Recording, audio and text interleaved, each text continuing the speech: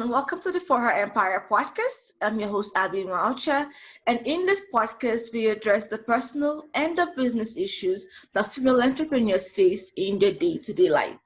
And my guest today is Chelsie Tamms. Hi, Chelsie. Woo! Hi, Abby. So excited to be here. It's to have you here.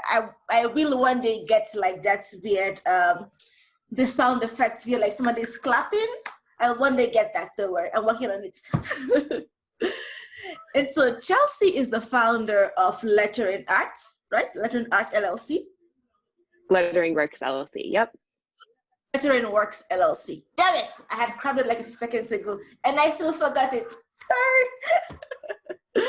But she's the founder of Lettering Works LLC, and it's Chicago-based, and they're a modern brand design studio. And I have butchered this enough, so I'll just let her introduce herself a bit more and introduce Lettering Works to us the proper way. Take it away.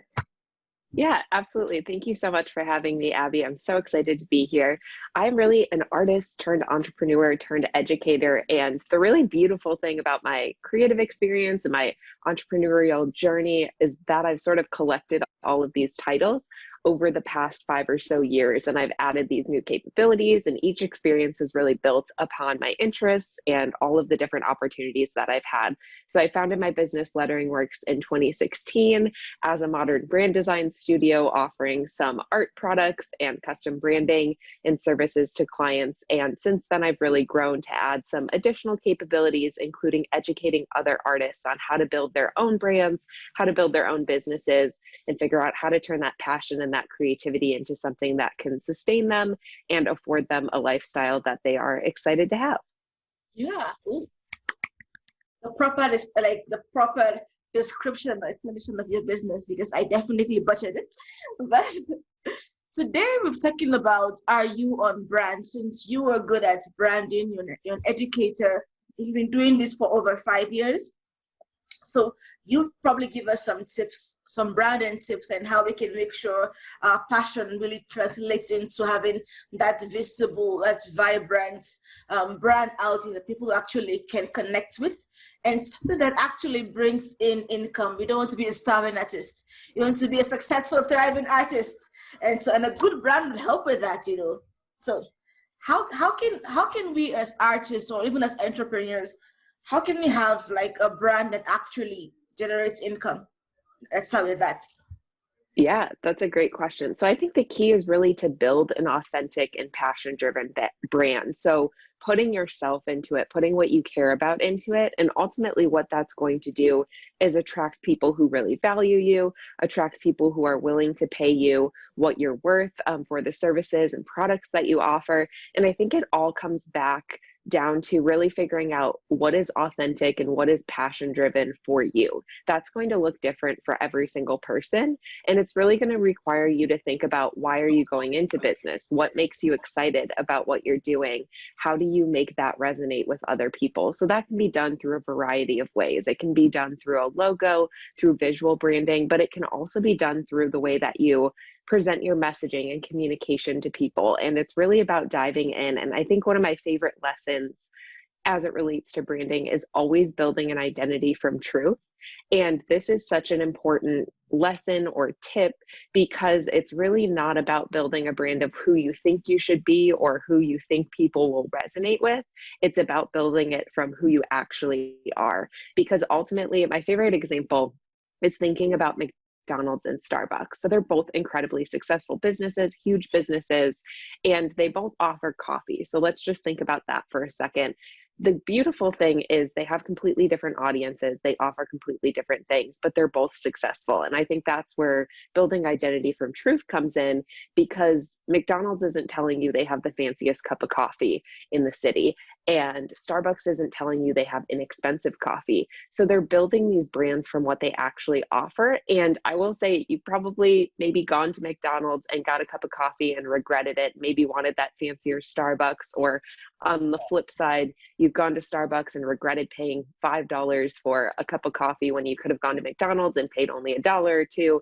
but that's not necessarily about them building their branding correctly. We get mad at ourselves. Like, I know I shouldn't have gone to McDonald's today. I should have gone to Starbucks. That's what I was in the mood for, or that's what I wanted.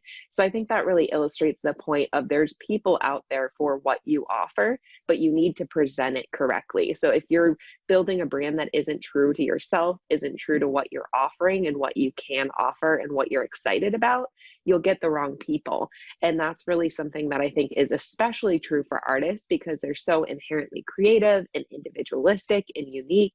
And I think that's true for every business. If we're not true to that identity and who we really are, we can have a successful business, we can build a brand, but we're not going to be as happy. And I think that's where that authenticity and that passion-driven purpose behind our brand can really get us a lot closer to that life that we want to live. Okay, now I have several questions already in my head as you're speaking. Okay, let's start the question. It's question one. I know there's this thing, and I've realized it as well, that when we talk about branding, most of the time we tend to think logo, and we tend to think websites, then we think colors and fonts. And I guess that's just like the surface level of things. But I mean, I guess your logo is important, but do that really help in terms of like how much weight does that hold in terms of branding? Exactly that. Yeah, I think that's a wonderful question because there's actually not one size fits all answer to that. It's going to depend on the individual business. So there's some businesses that a logo is the most important thing. We think about really iconic brands like Nike, their logo means so much and represents so much more, but it's because they have so much behind their brand and they've become that iconic level that the logo is really important. On the contrary, there is maybe a restaurant locally in your neighborhood that is not really dependent on that logo as much. Sure, that could add to their brand and their experience, but if you see really high quality photos of the food that they offer, that's probably going to get you in the door a lot quicker. So I think that just quickly illustrates the point of sometimes a logo is the most important thing. Sometimes you don't even need a logo. And that is kind of a contradictory thing to think about when it comes to being a brand designer. Of course, I want to design you a beautiful logo, but the reality is sometimes you don't need it, or sometimes it's not the first thing that you need. I always talk to artists about you need to figure out your style, your brand in other ways before you translate that to a logo, because in order to build it authentically and with your passion really centered in it, you have to understand what that is and what that looks like. So a lot of new businesses, and I know your audience is very in tune with this, a lot of startups jump into that first thing, let's make a logo, and that's okay. But I think it's a lot better to figure yourself out as a business, to validate your business idea, to make sure you're generating revenue before you really dive into that visual branding. Of course, be intentional about your choices, but to put all your eggs in that one basket of a logo is to kind of do yourself a disservice because you haven't figured yourself out yet. And then on the flip side, branding is just so many different things. It's how you show up to meetings. If you're a solopreneur, it's how you act as a person. There's so many different brand touch points, from those colors that you mentioned, Abby, all the way to the fonts, to the website, to the messaging, to the networking, to every possible thing you can imagine related to your business and your brand. That's part of it. And one really great quote that I love when thinking about branding is just thinking about how it makes people feel. So it's kind of an intangible thing aside from all of these tangible touch points, is that it's more, it's bigger. It's what people are saying about you when you're not in the room. It's what people are perceiving your entire business as when they don't necessarily have a visual they can point to, but it's the gut feeling that they get, or the reaction, or the emotions. So I think it's a lot of things, but in short, it's not just a logo. And in terms of the weight, it could be a lot for a business. It could be not important at all. And I think that's where working with some type of brand strategist, when you get to that point, is really important, because there's tons of information out there. There's tons of resources out there. You can make your own logo, and there's absolutely nothing wrong with that.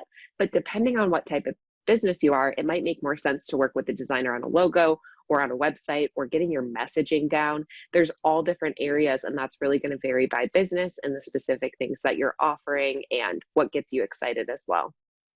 Okay, and now let's talk about just after what you just said. I have like follow-up questions, but I don't want to forget the previous questions. But I'm just asking right now. So you had mentioned earlier about being more authentic, and you talked about your brand identity, and how for most artists, actually for most startups, their brand is sort of centered around their personalities in a way.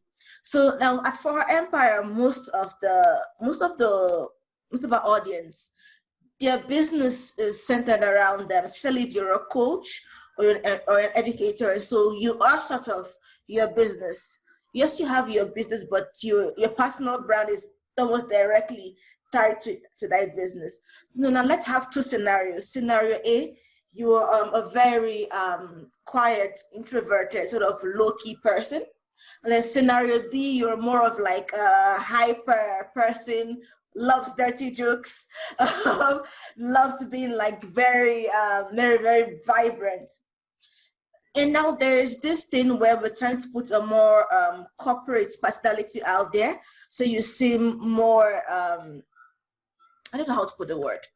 Like the person B will sort of tone things down a lot more to have a more corporate feel of yourself. And person A would try to make their personality a bit more above something they can sustain, just so they have that sort of corporate feel to it. Would you say that's the way to go around the personal branding? Or would you say person A, just center your brand around you being low-key, and person B, center your brand around you being more hyper? Would that be a better way to go about it? Yeah, I think initially my thoughts would be to center it around those two unique personalities. Because if you think about a coach, for example, and I'm shopping for one of those coaches, I'm trying to figure out which one's a good fit for me. I think understanding who they actually are and what they're actually like will likely help me select the correct one. So if they're toning themselves down or kind of boosting themselves up to get to what they think people should see from them. And I think that's where corporate world has really had a huge effect on entrepreneurship in general. We think that we need to fit into the corporate mold or this bubble of like, I can go off on my own, but if I mimic corporate. And I think it's okay to do that when you're just getting started out, especially if that's your background and what you're used to. It can be kind of hard to quit your corporate job and then become this outspoken, loud, energetic coach if that's never really been who you were throughout your career.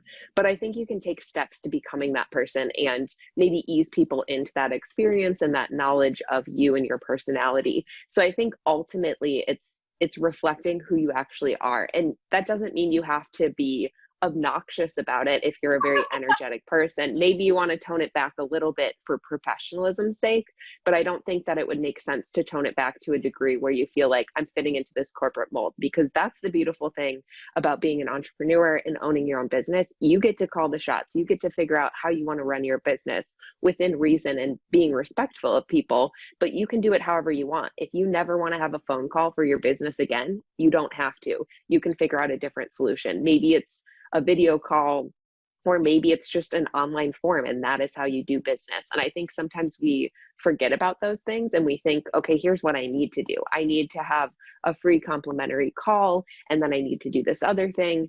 And for a lot of people, that works great. That makes sense. They're comfortable with it. But there's other people that the thought of getting on the phone for 30 minutes with a new person mortifies them. So change your process, change your business to fit you and your personal needs and policies. And I think that that's something that we don't give ourselves permission to do. And it goes hand in hand with branding.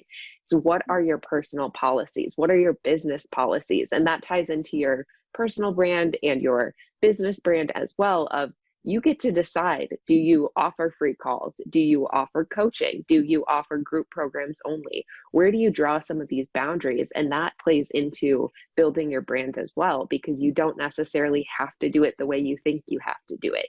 You can do it whatever way you want.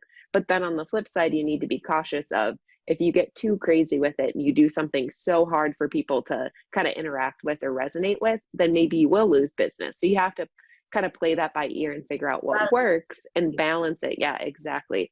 Balance and figure out, okay, I really don't want to have calls in the morning. Wonderful. Don't have calls in the morning. Don't offer that up. But if you're realizing that you're losing a ton of business because of that, then you have to weigh that and say, you know what, maybe I will open up Friday mornings for calls or Tuesday mornings for calls. And those people that can only meet at that time, that gives them an opportunity. But you don't have to say, I'm available every morning, even though I'm not a morning person. You can really figure out, how do I build my brand and my business in a way that fits my lifestyle, fits my interests. And you don't need permission to do that. Just go and do that. This is your permission to go and build that business the way that you want to build it. Yeah. Okay, so now here's my other question. So let's say I've done a logo, I've done a website, I've chosen my colors, my fonts, and all of that. And then 2 years down the line, I'm looking at it and I'm thinking, no, I don't like this. What's this right now? You're not quite feeling it. The space you are at right now, and that logo, that color, that font, it's not sort of matching. And so you think, okay, I want to rebrand. But then you've stuck with this logo, you're stuck with this color scheme for a while. So when you're rebranding, do you do something similar to that, so that it doesn't look completely jarring? Or do you just make that switch and switch to what feels more comfortable, more right at the point you're at? Yeah, I think that's a wonderful question. It really is going to depend by business to business. There may be reasons that you kind of have to keep that consistency. Maybe you have a really loyal fan base. So if you changed it up completely, they might be like, what is this? What happened? Is this still the same thing? But the beautiful thing about that is you can come up with a strategic rollout plan to kind of explain the changes. So that being said, you can do whatever you feel like is right. And I think that that's something to think about with rebranding, is figuring out, is your logo, is your brand holding you back? Is it not in alignment with where you're at in business anymore? And is that causing some challenges, whether that's, I can't get the right clients anymore, or I don't feel excited about my business, or a lot of things have changed and this just doesn't reflect me anymore. That happens in business. And that's a perfect scenario for coming up with a rebrand. And sometimes that means little tweaks. So I like to differentiate between a brand refresh and a rebrand. So a refresh is really just that. It's refreshing everything. It's maybe adding some more life in, but it's not reconstructing everything. It might be, you know what, this pink isn't right for us anymore. Let's make it a little bit deeper. That's a refresh. We can make these little tweaks and changes. Maybe it's a small change to the font, but the general feel and style is the same.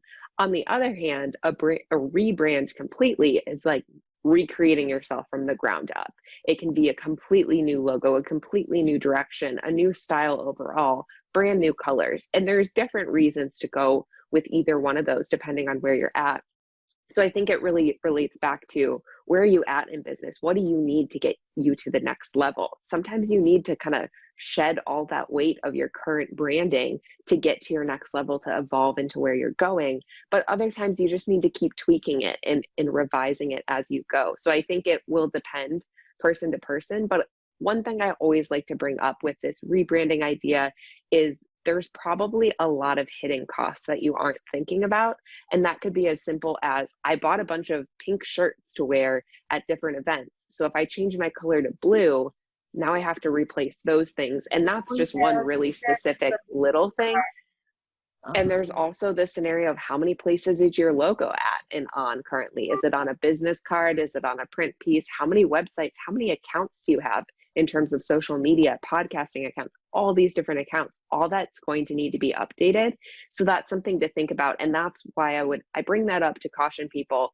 It sounds great to rebrand all the time, but it's just a ton of work. So you have to really think about, how can I make something, it's okay if it only lasts for 2 years or 3 years or 5 years, but we don't want it to only last for 6 months, because then you're just in this constant churn of re-uploading different images, recreating them, and that's where we get some confusion. So consistency is key with branding, but if you feel completely held back by your brand, it's absolutely a good idea to revisit that and figure out, how can I get it to a position and a place that I'm excited about it.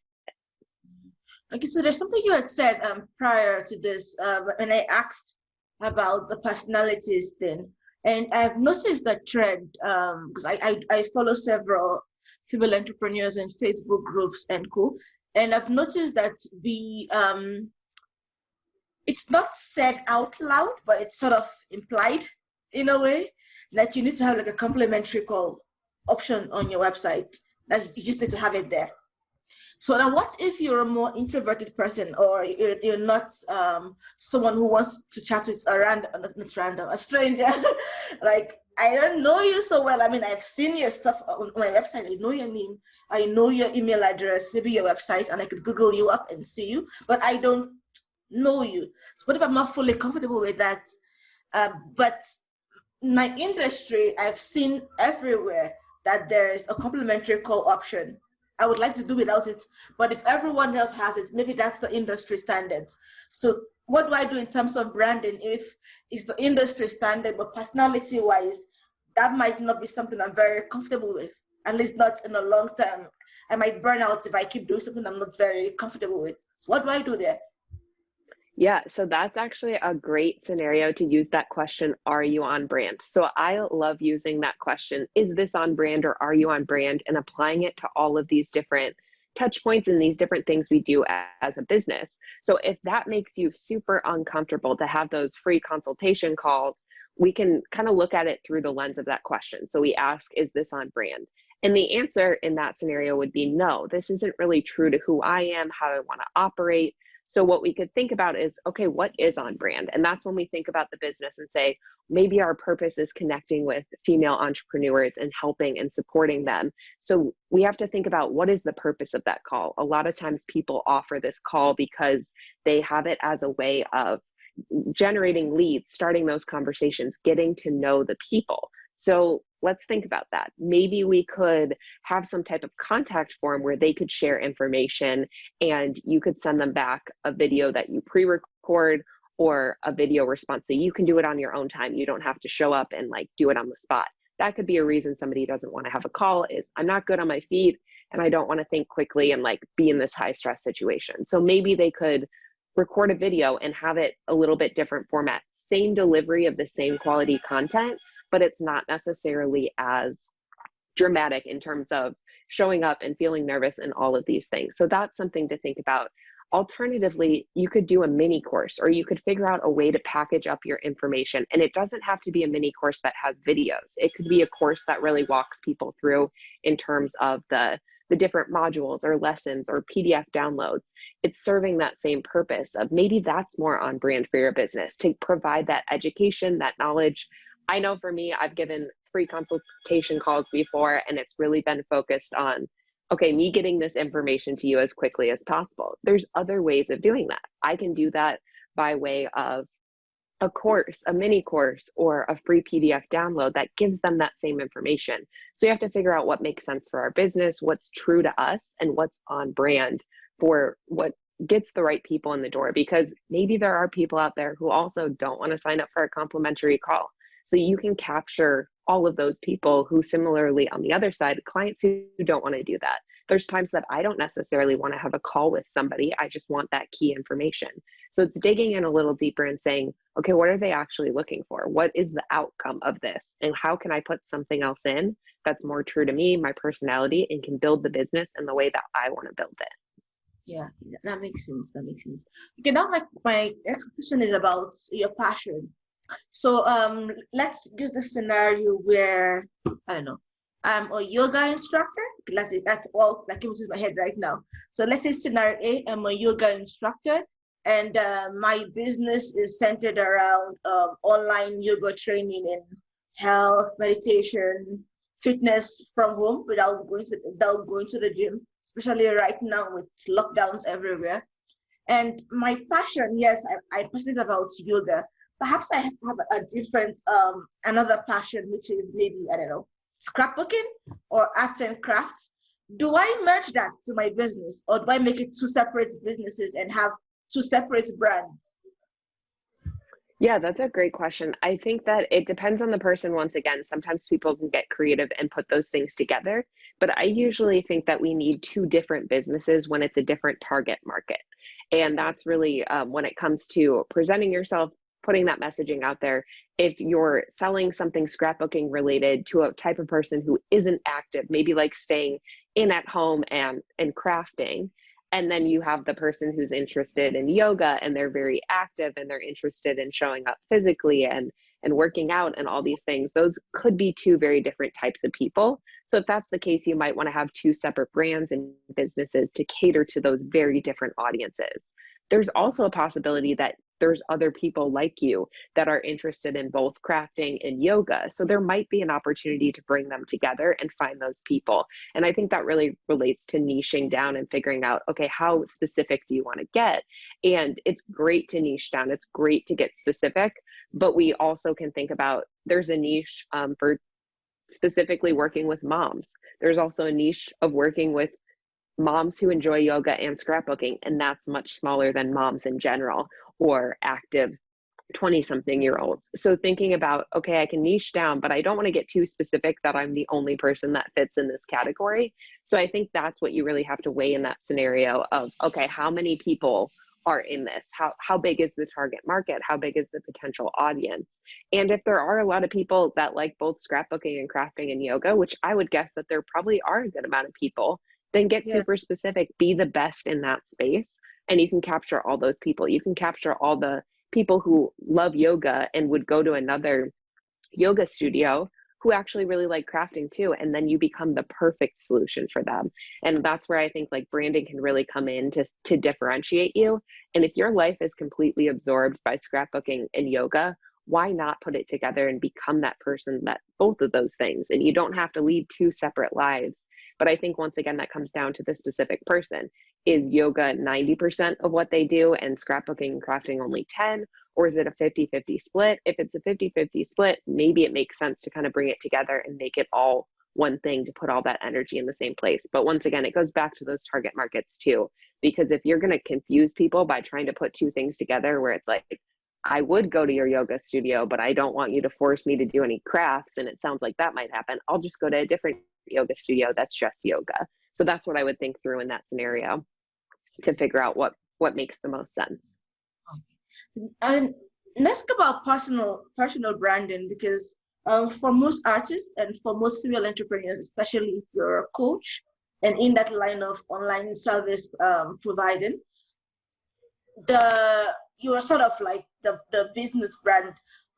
Your business name might not be that popular, might not be that notable, but you as an individual, you're more known for something. You're sort of selling a service that you provide, so you're more, call it the face of the brand, so to speak. So now in terms of personal branding, do I get a domain that's my name, or do I get a domain that's the business name, even though technically I am the business in a way? Yeah, so my number one recommendation would be to get both and then redirect one of them to whichever one you like a little bit more. So I've done that in the past with my name, chelsietams.com has redirected to Lettering Works, or I can create a separate portfolio there too. So it really depends on which one you feel better about. And usually that comes down to, do you have a vision to be the coach and it's always just going to be you? Or do you ever have a vision of bringing on another coach to your team or another type of service that you partner with? And that's usually when people kind of build more of an umbrella brand or a brand that isn't just their name. There are a lot of coaches that use their name in their business name, which is totally fine to do. I think it goes to your vision once again. If you're building a brand that's just your personal brand and you offer these different services like coaching, consulting, or online courses, things like that, it's totally fine to embrace that and be your own personal brand, and that can be your business as well. There's absolutely nothing wrong with that. But if you have a vision to do some other things with it, or maybe offer things that it doesn't make sense to have your name on it, that's when it might make more sense to kind of go in that direction of a business name, having that as your domain and website.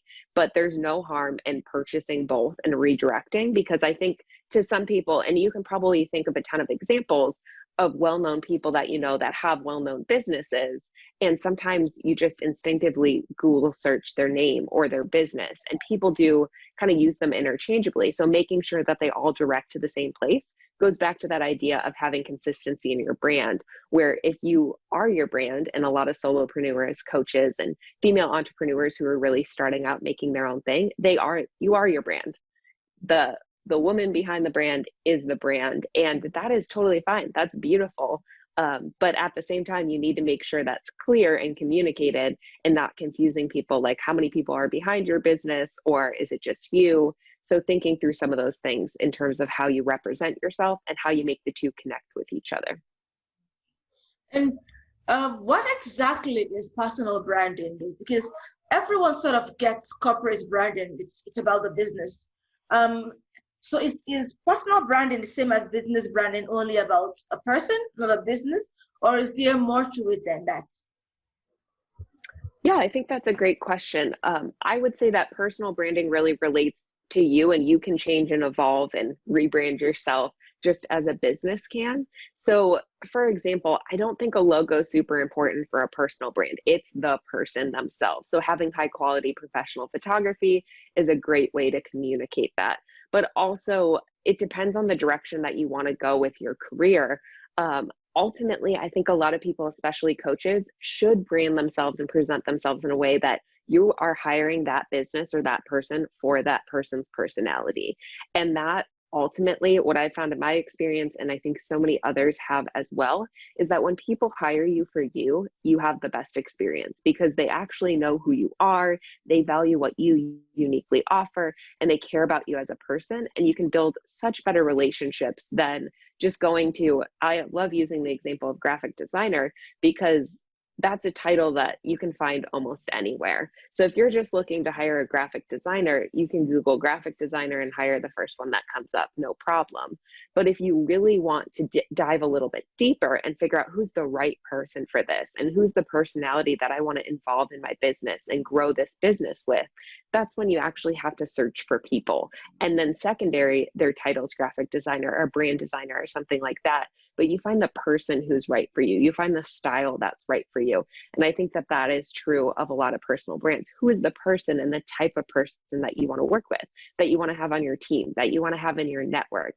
And that's where personal branding can kind of transcend the businesses, because ultimately with small businesses, it's about the people who are behind them. We always say that with why we love local businesses, why we love small businesses. It's because you're impacting real people, real passionate people who care about making a difference through their work in their communities. And that's what's really exciting and really engaging about these businesses. So it kind of goes hand in hand with the personal brand. And I always think it's a missed opportunity when really local businesses forget to share who's behind the business, because especially now, we want to see who's behind the business. We want to see where our dollars are going. We want to see that when we choose to shop locally, that's actually having an impact on a real person versus when we go to Amazon and order something. There's something there that's really exciting to a lot of people. So when we don't have an about page on our website and tie in that personal brand and have a high quality photo of ourselves, we're missing an opportunity to show the person behind the business we're building and kind of intertwine that personal brand work and that corporate business brand work that we're doing to really make it go hand in hand and like support each other really well. If you just have one, you kind of miss out on the opportunity to unite those things and make yourself stronger. Yeah. Okay, so now I'm thinking about what you just said about how the person behind the brand and having like a high quality photo of yourself. So that means I need to like get a photographer, get a picture of myself and then put it out there. Yeah, I definitely recommend that. I think that's gotten me the best clients I could ever imagine, is introducing myself as a person. Two of the best projects I've had recently, it was kind of crazy how it happened. They both mentioned, I didn't actually hire you because you're a designer. I hired you because I wanted to work with you. And looking back at the projects, they're the best projects because there's so much more trust, there's so much more respect. And that goes both ways too. I've started to be pickier about who I work with and who I'm a good fit for and being honest about that. It doesn't mean I turn people away and say, you can't work with me. It means I ask those questions about, why are you here? Why do you want to work with me? And kind of pushing people and almost trying to repel them in a way to say, if you're not interested in the style that I have, we probably shouldn't work together. And I'm willing to let that go. I'm willing to refer you to somebody who I think will be a better fit. And ultimately, I think that creates more space for me to work with people who actually value what I do, who want to work with me personally, and who see things a little bit different than just a transactional, just a business transaction, this transactional relationship that's like, I need a logo, design the logo, you're off, we never talk to each other again. That's Yes. happened before, especially earlier in my business. But now I'm getting to a point where let's become friends in addition to having this client relationship, and let's figure out how we can support each other long term, not just through this one project. And that doesn't always mean you have a budget to engage a designer indefinitely as a staff member or anything like that, but it does mean that you're in it to support each other and partner in a way that can only happen if you know the actual person. Because think about it, there's so many people you've worked with and you're like, they're not a bad person, we just aren't a good fit to work together. Our personalities don't go together, and there's probably a better person out there and they offer the same thing. There's a same skill level designer out there who's a better personality fit for you. And that's where I think people can dive in a little bit deeper personally, do that research, find out who am I looking for. And that ties exactly back to the idea of building this brand identity from truth, because I want people to know who I am, how I work, so that they can say, you know what, that's not for me. And then I say, that's perfect, because then what you're looking for is something that I'm not excited to deliver. So I want people who are comfortable with filling out forms online to go back and forth about design proofs, who don't need to be on a phone call every single day to check in on my progress. There are people that want that, and that's totally fine, because there are designers that do that. But that's not something I want to do. So that's just what I think about. Yeah. Okay. So here's an example. Going back to the scenario I had made earlier about the yoga instructor. So let's say Ashley, Chelsie, you ready, Chelsie? That is Ashley. So let's say Ashley is a yoga instructor who before COVID had her practices, her sessions outside, and now she wants to transition to doing them online, just make it a lot safer and to have a wider audience. And now she's completely new to this, so she wants to create a brand. What would Ashley in this scenario need to start with to figure out her brand identity? But not typically she would jump into, let me get a logo with like some yoga symbol on it, but realistically, or at least the right way, how would Ashley go about creating that brand identity?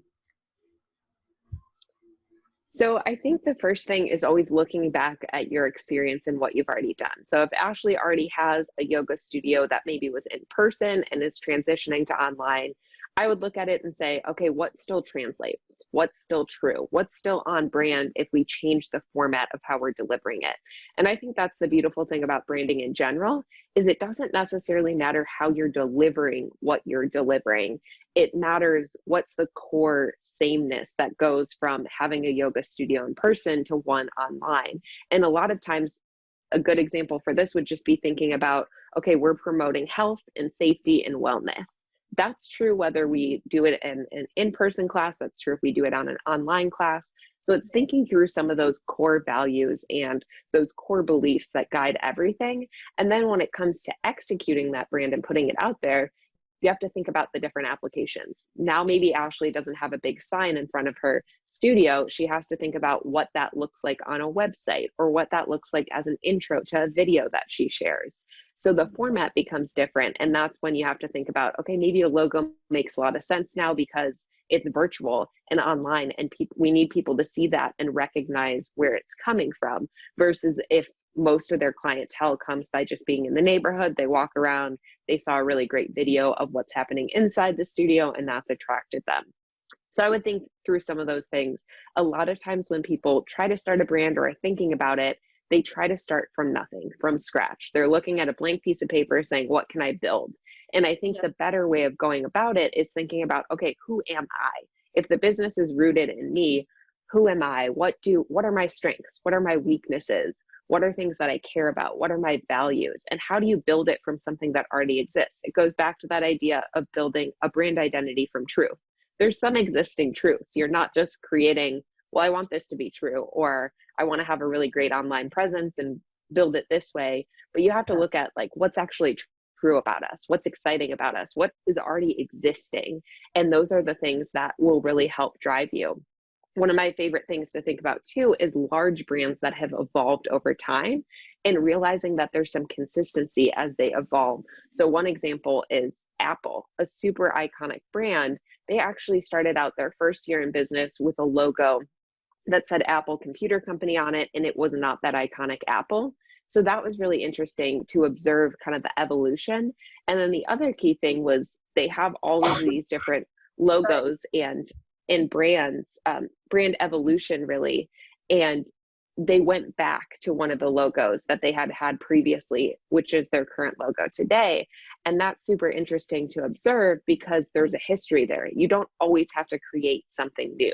Look back at what you've done, figure out how to pull that in. And sometimes that's looking back to what inspired you to get into yoga in the first place? Did you do it as a child? Did you have a health concern that really grew into this? So it's looking at some of those things and saying, how do we build it from something that has a lot of meaning and not just saying, I want to have a yoga studio because health and wellness is cool. I always discourage people from using those buzzwords like wellness.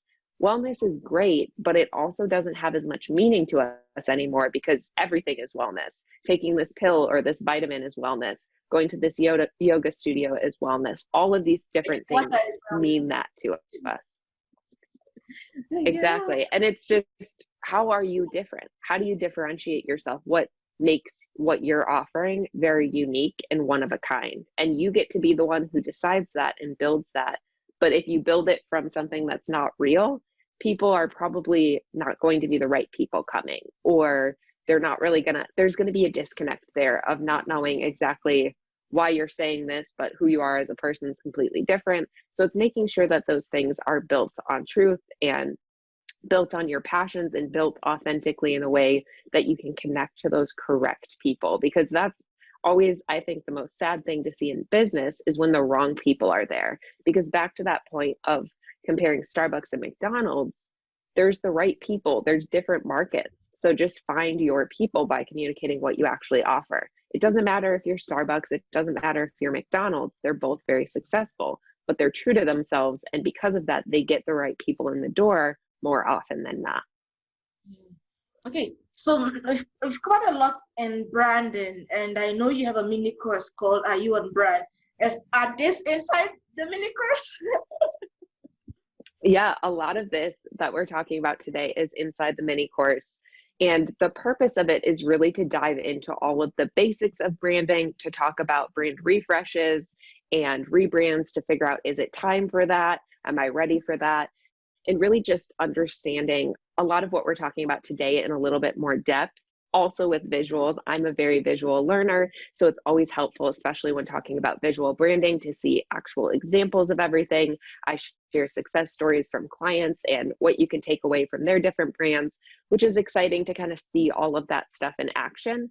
And then I also share different resources for, okay, I'm ready to engage a designer. What does that look like? What are the next steps for that? Things like that to kind of prepare people. And as I've kind of hinted at earlier, it doesn't necessarily mean you're on the path to hiring me. It's on the path to figuring out, okay, what am I actually looking for? What is on brand for me? Sometimes that means hiring a lettering artist and designer like myself. Sometimes that means hiring somebody completely different. And I really use the mini course as a way to help people navigate, okay, what is their next step? I want to learn about branding. I know it's next on my priority list. This is your starting point to get acquainted with it so you can make educated decisions on what's next, whether that's doing it yourself completely, which is totally an option, or hiring an agency, which can be really expensive. It's all going to matter on like where you are as a business and what's true to you. So it really breaks down a lot of those things.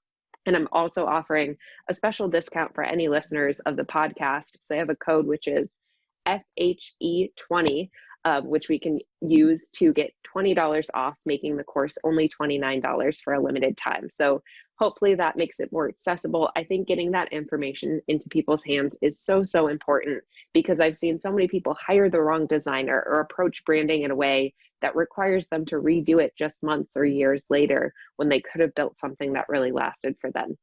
And of course, rebranding's okay, and that's all good and fine. But the goal is really to do the right thing for you and your business, and to really ask yourself that question of, is this thing on brand, or are you on brand? To figure out, okay, how do I make the right choices for myself and put myself down that path that's going to work best for me? Yeah. So how would one get this? How would one get this mini course? I mean, yes, we have the code FHE20. Where would I put the code? Yeah, so if anyone is interested in purchasing the course, they can go to courses.letteringworks.com. So that's the course specific website that I have, which houses my signature course, which is Self-Made Artist Academy to teach artists how to build businesses around their passions. I also have a second mini course, which is called The Power of Passion Projects and covers branding from a different perspective of building your dream projects to figure out, okay, how does that translate? How does that get me my ideal clients and position me? That's definitely been a way that I've built my business and gotten those dream clients, landed clients like the Field Museum, and working with other local female-owned businesses that are a perfect fit all through that formula. So once again, that's courses.letteringworks.com/store is the specific place where you can actually purchase the course, and then you can use that code FHE20 to get $20 off actually either of the mini courses. So either the Are You on Brand course or the Power of Passion Projects course, which are both mini courses to kind of walk you through the branding process from those two different perspectives and prepare you for whatever's next in your business.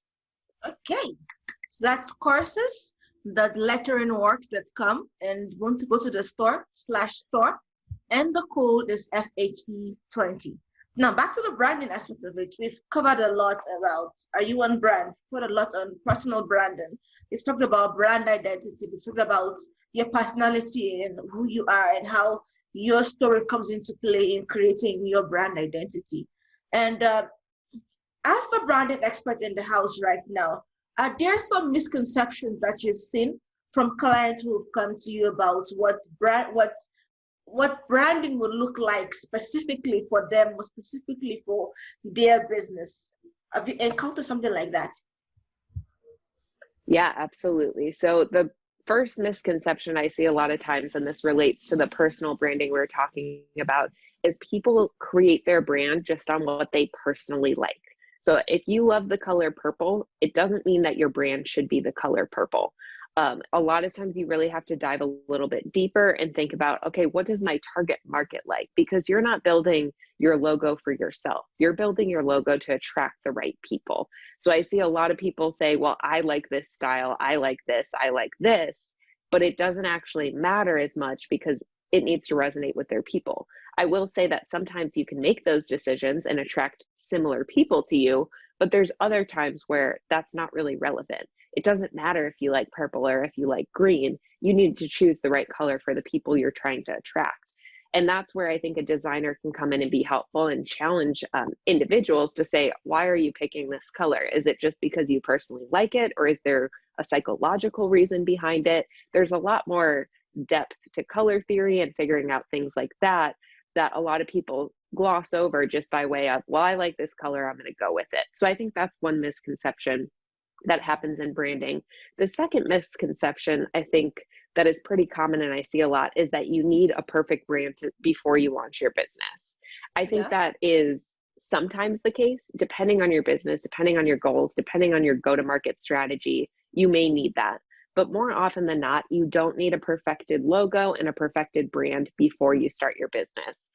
Over the years, I've found that a lot of businesses can be really, really successful by figuring out their business model, validating what they're doing before they actually start creating a logo. And the reason for that is, as we talked about, the cost of rebranding is pretty high. If nothing else, it takes a lot of time to update everything. So if you keep your brand and your visuals very, very simple to start with, you don't create all that extra work for yourself. You don't have to go back and trademark a second logo and replace it all these different places. You can really focus on, okay, I need to make sure that this is a viable business idea. It can generate revenue.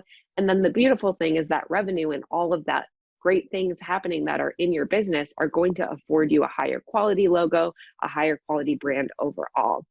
So you have to get scrappy and start out, but don't put all of your money and your budget into a brand if you don't need to, especially if you aren't 100% certain it's the direction your business is going. A lot of us change and pivot over time, especially with the pandemic. All of these things are going to cause us to kind of change up our business ideas and do things differently. So it's really, really important to validate that idea, make sure that it's revenue generating and all these things before we put all that money and investment into building this perfect brand, only to realize, oh, we need to make this tweak. And that makes the branding kind of irrelevant, which then is going to cost more and more money. So I think that's a misconception with people, that they need this perfect brand, this perfect logo to start out with. Yeah. Okay, well, quite a lot. Is there anything, like a question I should have asked, but I didn't? In regards to like brand, I know I've asked a lot of questions. Maybe there's a specific question that I should have asked, but I didn't. I don't think so. I guess the last thing I would leave people with is that it's really important to invest in yourself, and that's a way to build your brand. So that could be through education and reading and any type of professional development, enrichment, but also making time to do a personal project. And I think that's where the passion projects come in and can really help you. And that can mean something different for everyone, but it's really important that you're not just taking orders from clients, regardless of the business that you're in. It's important to build your brand a little bit more proactively, and to take the time and money and invest in yourself and your ideas so that you can build what you truly want to build. I think that sometimes we get scared to do that, and we don't feel like we're worthy of spending money on ourselves or putting all this time and energy in.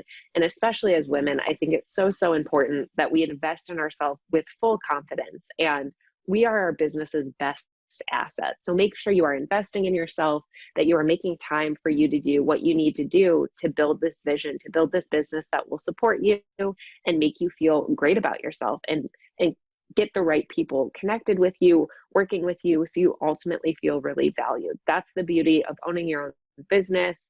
You get to work with whoever you want. You get to build this vision however you want. So really spend the time to invest and make that a reality. Woo, go Chelsea! The quote here is invest in yourself, take on a passion project. Yeah. Woo! Okay, that's all we have today. We're almost like an hour into this, but we've covered a lot. Once again, she's Chelsie Tamms, the founder of Letter & Works LLC, and you can get the media course we just mentioned with the code FHE20 on course.letterandworks.com/store, right? /store. It was nice having you here and teaching us about branding and brand identity. That's very insightful. I've learned a lot. Like right now, I'm probably going to go buy a domain on my name just to have it, and then I see what I'm going to do with that. Yeah, there's lots of people buy all different domains with their ideas. So I fully support that. And it gives you this runway to connect things and make it work the way that you want it to work. So I'm glad you got a lot out of this conversation. I hope other listeners do as well. I'm always happy to answer additional questions. If any branding questions come up, people can find me on Instagram at Letteringworks. Feel free to send me a message if you have any questions. Sure. So you've just had an invite. Please do spam her with questions. Yeah. Many questions about branding, feel free to ask her. She's the expert here. We've learned a lot, and you can clearly tell that she knows her stuff. So I really would encourage you, if you have any questions, go to her Instagram. Her website is also letterandworks.com, I think. Yeah, so you can also visit that. I'm going to have the website and her Instagram and the course in the show notes below, so you can always access that. And if you're watching this on social media, the website will be in the captions for the video. All right, so that's it for today's episode of the For Her Empire podcast. See you next week. Bye.